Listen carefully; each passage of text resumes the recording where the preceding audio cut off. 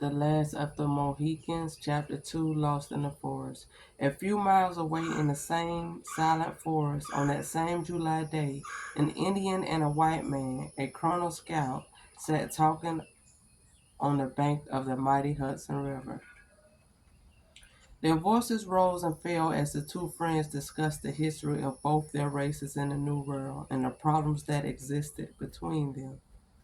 The only other sound to be heard were the occasional lazy tap of a woodpecker, or the dull roar of a distant waterfall. The Indian was Chingachgook, Chingachgook, a chief of the Mohicans, and Hawkeye was the name of the Indians. The Indian was Chingachgook, a chief of the Mohicans, and Hawkeye was the name the Indians had given to the scout, whose Christian name was really Natty Bumpoo. I admit I don't approve of all the things my people have done, said Hawkeye. But tell me, Chingachgook, according to the red men, what happened when our forefathers first met? For a moment, Chingachgook remained silent. Then he leaned forward from his seat on the end of a mossy log and spoke with great dignity. My tribe, the Mohicans, is the grandfather of all Indian nations, and the blood of chiefs run through my veins. But when the Dutch came and settled New York, they gave my people firewater. They drank until heaven and earth seemed to meet, and they foolishly thought they had found the Great Spirit. Then they parted with their land. Foot by foot, they were driven back from the shore, so far into the forest that they began living with the Delaware tribes. And I, a chief, had never seen the Mohican land by the sea or the graves of my forefathers.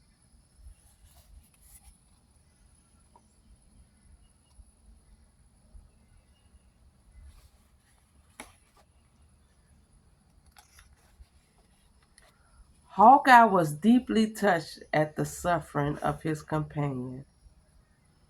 Where are the Mohicans now? He asked.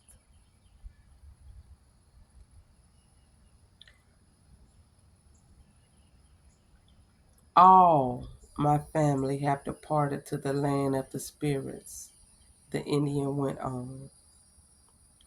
And when I die, my son Uncas will become chief, for he is the last of the Mohicans. Uncas is here, said a soft voice. The young warrior walked past them and sat down on the river bank. Have you found footprints of Iroquois moccasins in these woods? His father asked him. Have they dared? Yes, I have been following their trail, replied the young Indian. There are about 10 of them, hidden like cowards in the bushes. That bushy Frenchman, General Montcalm, has sent them down from Canada to spy and murder and steal, said Hawkeye, glancing toward the setting sun. Chingachgook replied, the Iroquois shall be driven like deer from their bushes.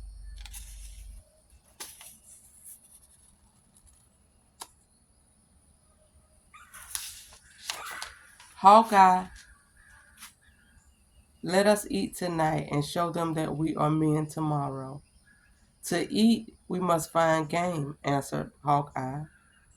And talk of the devil, the biggest antlers I've seen this season are moving in those bushes on the hill.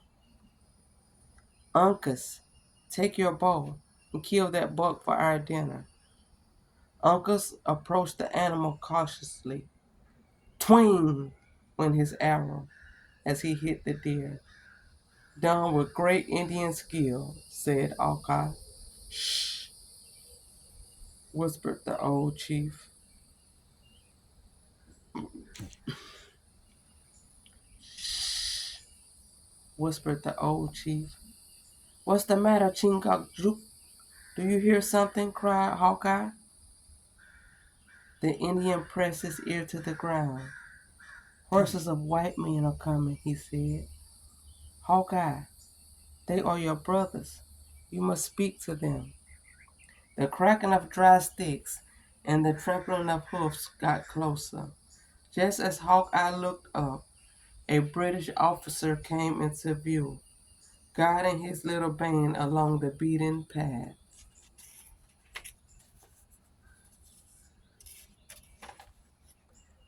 Who comes? Demanded Hawkeye, his finger on the trigger of his long rifle. We are friends of the king, said the leader who marched forth to Hawkeye.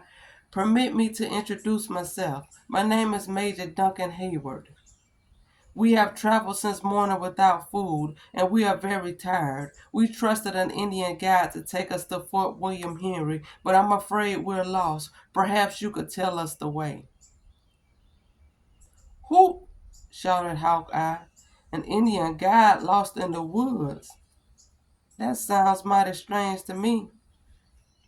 Our guide, Lee Renard Subtil, was originally from Canada, where he belonged to the Huron tribe, but he is a Mohawk now, and our friend, said Hayward gently. Now, if you will give me directions to the fort, we shall be on our way. Before you go, I should like to see this Indian. If he's an Iroquois, I could tell him in a minute by his knavish look and by his paint. Hawkeye peered through the bushes at Le Renard, who was at the rear of the procession. I wouldn't go another step with that sly old fox, he warned.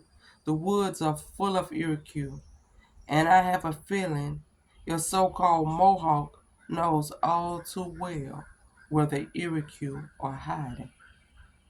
Are you sure?